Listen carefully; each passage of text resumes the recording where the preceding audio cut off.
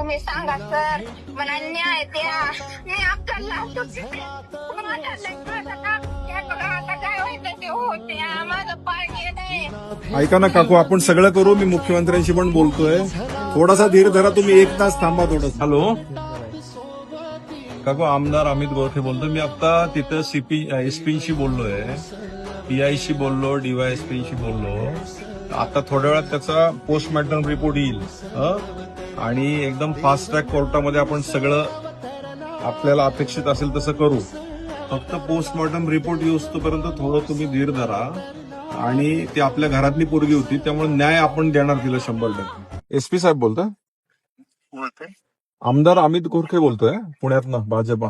ते आपल्याकडे केस झाली होती, अनुष्का पाटोळे, ती मुलगी एक्सपायर झाली बघा. तिचा पीएम रिपोर्ट आला का?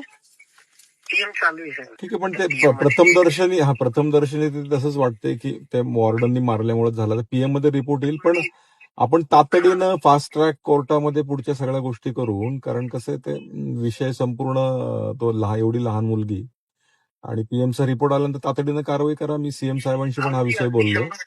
100%